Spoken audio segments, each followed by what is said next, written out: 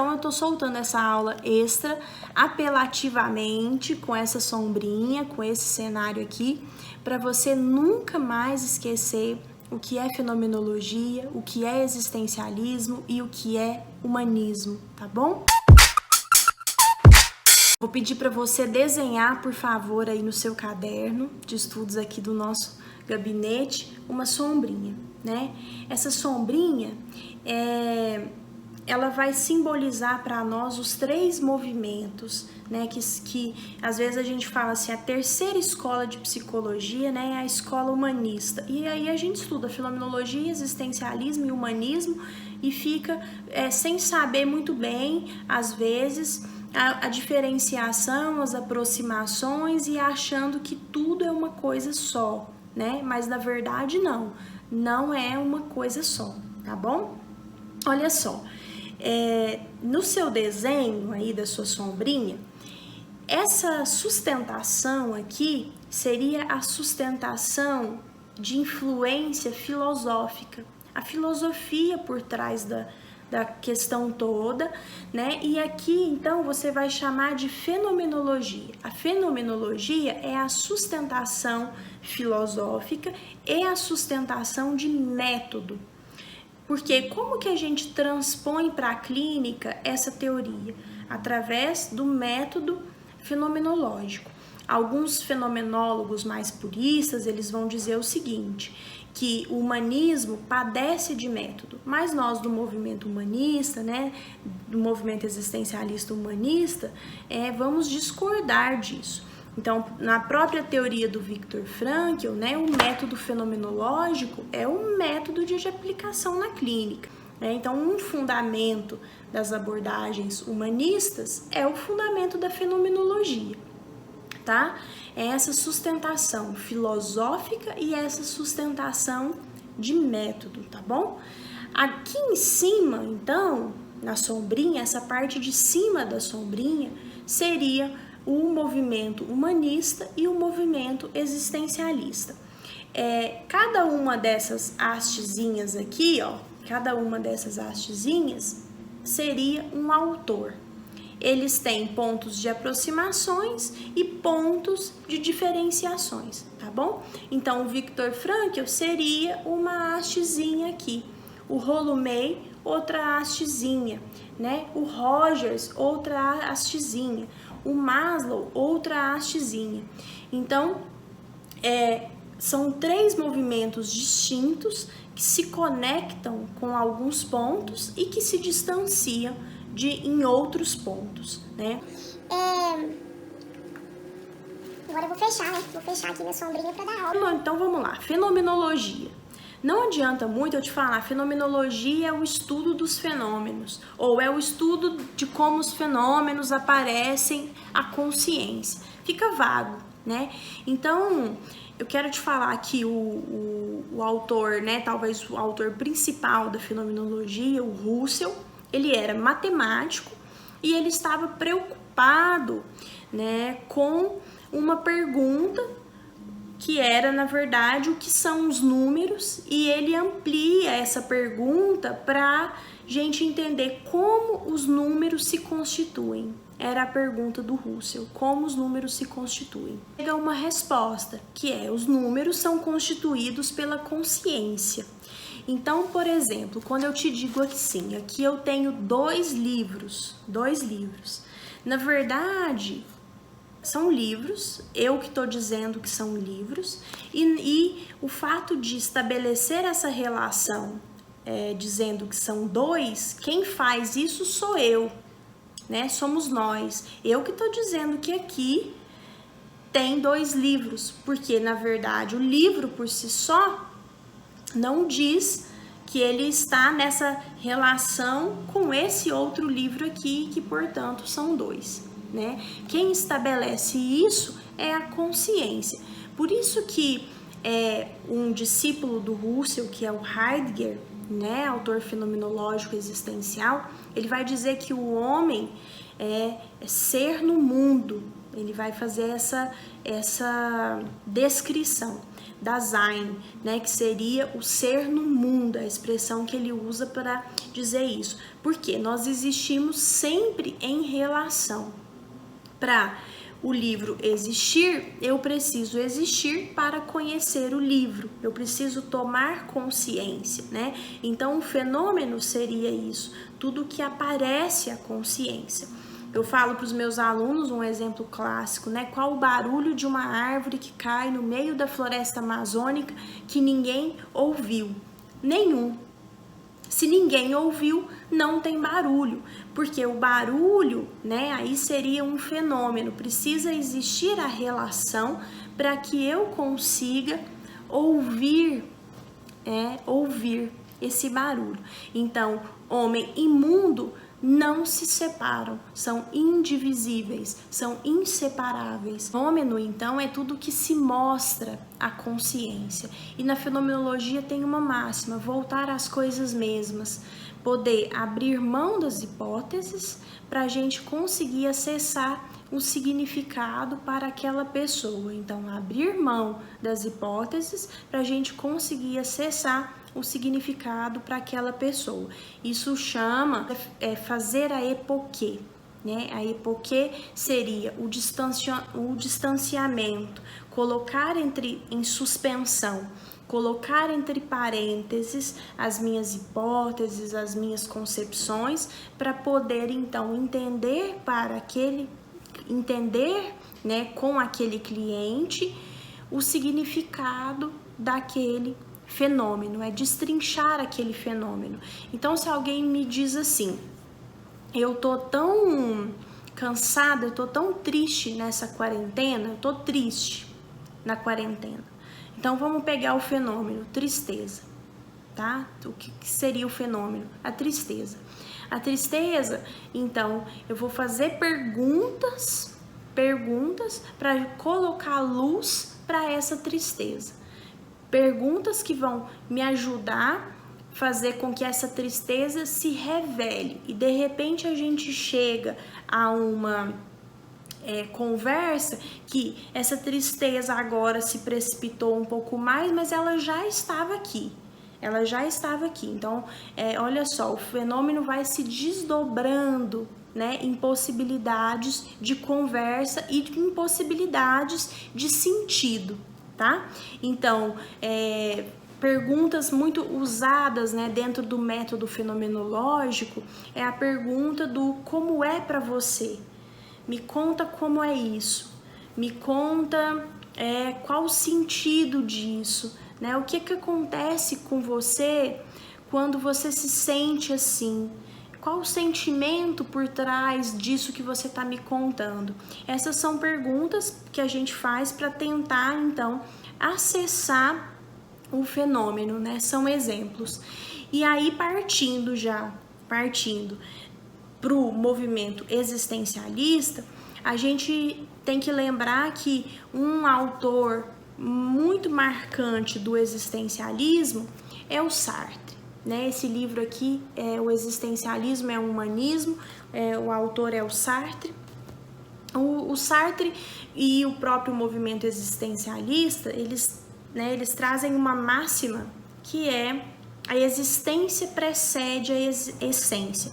O que significa isso? Significa que essa cadeira que eu estou sentada, inclusive o exemplo do Sartre, a cadeira que eu estou sentada não foi criada para ser outra coisa senão cadeira, né? Qual que é a essência aqui? Ser cadeira. Tem uma essência que determina essa coisa aqui, que é ser cadeira. Quando eu tô falando de uma pessoa, ele vai dizer: a existência precede a essência. Por quê? O que vai me fazer ser humana é a minha própria existência. Eu preciso de existir com o próximo, eu preciso de existir com o outro para que eu seja humana, né? Para que a minha humanidade se manifeste e seja construída, né? Eu preciso das minhas relações para que a minha humanidade se manifeste e seja construída. Então, para o Sartre, o homem seria uma espécie de projeto, Então, dizer isso é do campo do paradoxo, porque projeto é aquilo que não é, né? Para poder justamente dizer do movimento da existência. Então, eu não sou, eu estou me fazendo, né? Eu estou por fazer, eu estou em transição, eu estou nessa abertura que me lanço para fora, me lanço na existência, e no próprio movimento da existência eu vou me constituindo e me transformando. Isso me lembra muito o Heráclito, que é um filósofo que a gente estuda como pré-socrático, na escola, e ele vai dizer: ninguém entra 2 vezes no mesmo rio, porque o rio não é o mesmo, nem a pessoa é a mesma. Quando ela entra, ela torna a entrar no rio, o rio já é outro e a pessoa também é outra. Então o existencialismo coloca foco na possibilidade de construção. Eu estou sendo, eu estou sempre a me fazer, eu não estou pronta, eu não estou finalizada, eu estou sempre a me fazer e me construir e me transformar, Então, dizer isso tudo significa dizer que o conhecimento do homem não pode ser dado a priori desse homem, isto é, eu não posso ter uma teoria sobre o meu paciente, por exemplo, fazendo a ponte com a clínica, antes de ter o encontro com o meu paciente. Então, por isso não faz muito sentido para nós olhar para o complexo de Édipo, não faz muito sentido para nós, como é na psicanálise, pensar a partir das perspectivas das fases, porque isso são teorias dadas antes do encontro, Então, no existencialismo e em muitos dos humanistas, vocês verão isso, essa ausência de teoria, porque, na verdade, eu não tenho como criar uma teoria, eu só posso compreender o homem, compreendendo o seu processo de existência individual e singular. Então, eu não tenho como criar uma teoria, eu não posso me antecipar por qualquer elemento determinante, tá? Então, essa é a compreensão existencialista. Não tem nada que determina o homem que não seja o seu movimento de existência. E aí ele vai falar, os existencialistas, vão falar da escolha, da responsabilização e da escolha, Porque quando eu estou aberto, então eu estou me construindo, eu não sou só um produto, Aliás, eu não sou um resultado de algo, eu sou também as escolhas que eu vou fazendo, que eu vou elencando para mim, que eu vou elegendo para mim.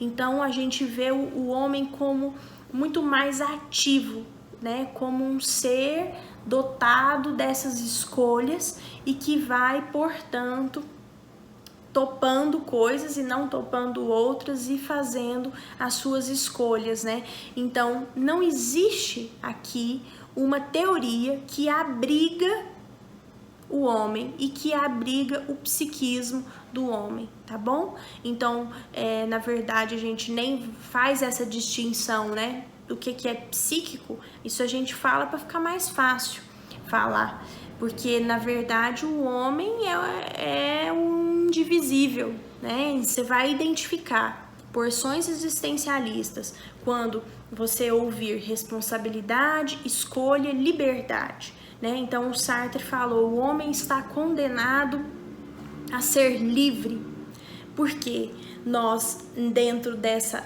como então, estamos lançados, porque como estamos lançados à existência e podemos escolher, sempre estamos fazendo um movimento de escolha, inclusive quando não queremos escolher, inclusive quando achamos que não estamos escolhendo não escolher, tá bom? Então é isso, o homem se caracteriza muito mais pela mudança do que pela permanência propriamente, Se eu tô falando de liberdade, se eu estou falando de possibilidade de escolher quem eu quero ser e quem eu estou me tornando, né? Eu estou falando de responsabilização por aquilo que eu estou topando ir me tornando, e estou falando de mudança e estou falando de impermanência, né? Tô falando de movimento e de impermanência. Nós temos aqui, não queremos explicar nada, né, no ponto de vista clínico, não temos essa intenção de explicar nada, mas a intenção de compreender, tá? Geralmente você vai notar no existencialismo uma porção assim mais depressiva, né, na teoria, uma crítica ao humano e às escolhas, porque, por exemplo, o Sartre, ele está escrevendo dentro do contexto da Segunda Guerra Mundial. O mundo está triste, o Sartre está triste, escrevendo e pensando sobre essas coisas, né? Ele vai dizer, quando o homem faz uma escolha para si, ele está fazendo pelo mundo inteiro. Então, quando ele diz, uma teoria um pouco mais pessimista, né? E aí ele vai dizer, olha, eu sou um nada indo rumo ao nada, né? Então, essa é a marca também, uma marca desse pessimismo fruto do contexto daquela época. A gente não escreve nenhuma teoria do nada, né? A gente não fala as coisas do nada, a gente fala dos contextos onde nós estamos, a gente fala daquilo que a gente tem percebido, né? Então não é diferente com Sartre, tá? Passando pro que é o humanismo é um movimento que nasce mais ou menos na década de 30, né, 1930, mas ele ganha força depois da Segunda Guerra Mundial. Então ele é diferente do existencialismo nesse sentido, porque ele já é muito otimista, né? Ele já tenta resgatar, a partir desse contexto que a humanidade ali estava vivenciando de otimismo, é isso que ele tenta fazer. Ele é muito otimista. Então, a gente vai trabalhar muito com as potencialidades do humano. O humanismo é uma escola para dizer que nós não temos teorias também sobre o humano. O humano é uma pessoa, né? Ele vai falar da pessoalidade, ele vai falar da individualidade. Então, por isso a palavra humanismo, né, que vem de humano e vem dessa questão da individualidade, porque é uma crítica dos humanistas à psicanálise e às perspectivas do comportamento era o reducionismo, era reduzir as pessoas a uma teoria. Eu sei que os psicanalistas vão discordar disso, né? Eu tenho amigos psicanalistas que vão falar muito da individualidade, né? Da individualidade dos clientes, mas na verdade isso que eu tô te falando é a visão dessas pessoas da época sobre o que era então a psicanálise feita ali, né? E as perspectivas do comportamento, tá bom?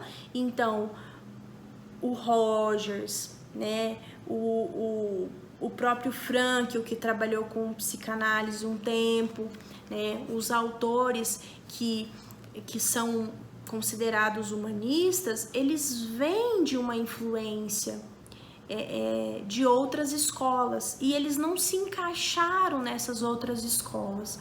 Então, em 1963, você tem um artigo que lança a Associação Humanista, mas eles já estavam produzindo coisas, eles não se encaixavam propriamente, né, em nenhuma teoria mais, eles não estavam se vendo aplicar aquelas teorias. Então, quando o humanismo vai dizer que o homem é um iniciador de novas coisas, né? Quando o humanismo vai dizer que o humano ele tem poder sobre as determinações que o afetam, percebe que existe nisso uma influência existencialista, percebe que existe nisso aproximações, né?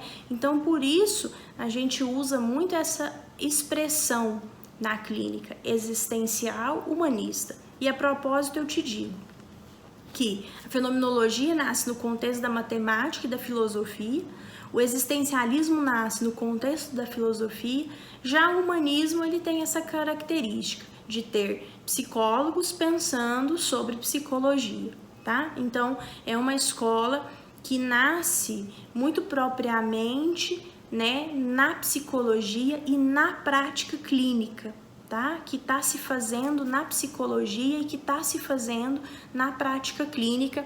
Então, essa seria aí também uma curiosidade, uma característica muito importante do humanismo. A gente vai dizer que o humanismo é uma contracorrente, porque não via o homem como um objeto, né, como um produto, como determinado, mas sim como uma pessoa, com uma individualidade que nenhuma teoria daria conta de explicar esse humano. Por isso que então o nosso foco no humanismo é a compreensão e não a explicação. Então a gente tenta trocar perguntas, né?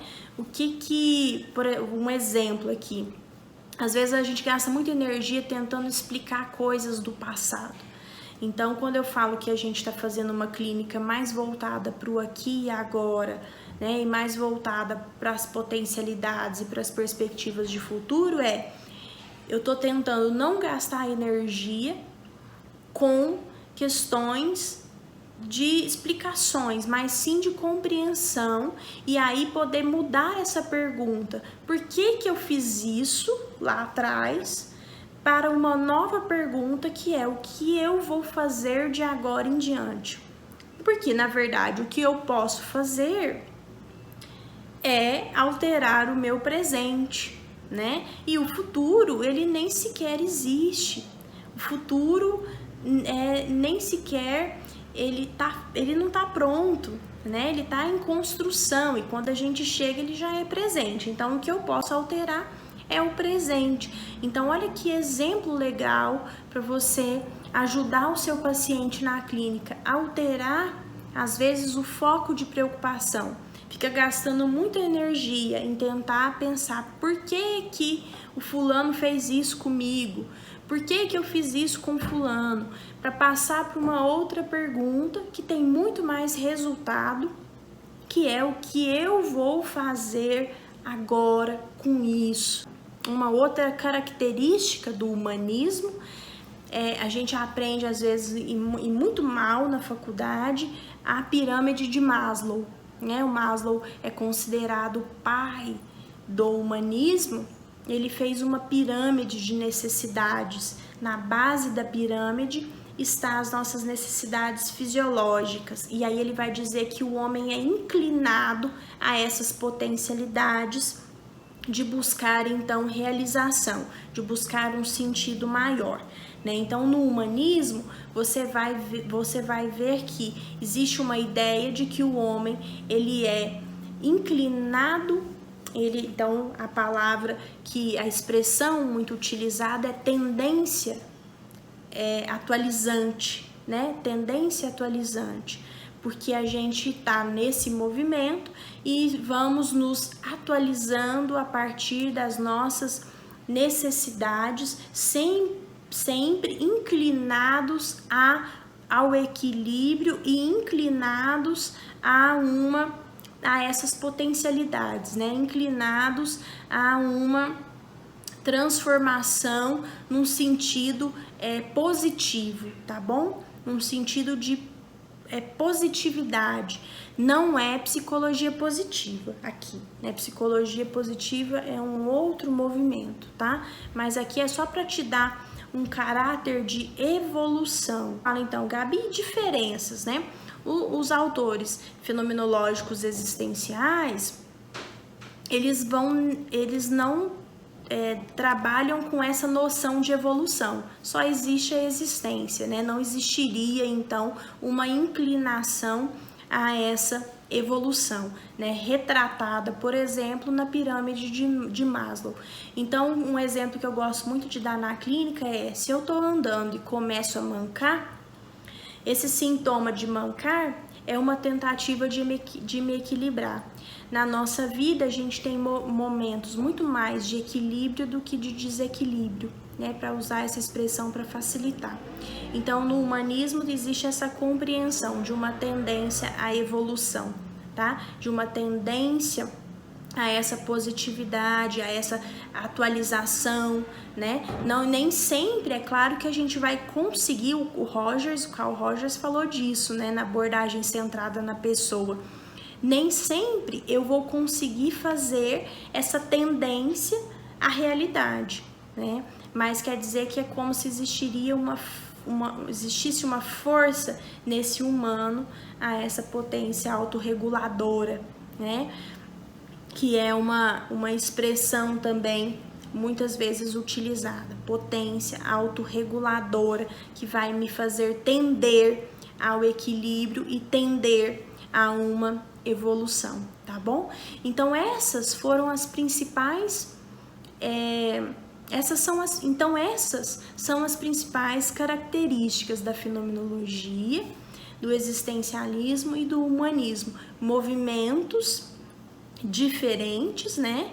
Mas que têm pontos de convergências. E lembrem-se da nossa sombrinha aqui, né? Tá tendo com sol. Lembrem-se da nossa sombrinha. Aqui eu tenho a fenomenologia como influência, né, como filosofia, tenho a fenomenologia como uma sustentação metodológica, tenho aqui em cima os existencialistas e os humanistas, né? Então, espero que eu tenha olha, tanto que ficou bom agora a luz. Espero então que eu tenha te ajudado a compreender o que é fenomenologia, existencialismo e humanismo. Um beijão, a gente se vê na próxima videoaula, quarta-feira. Um beijão em todo mundo. Satisfação pelo clique, fake, a vontade critique. Não é tão só correr. Tamo aguardando o convite.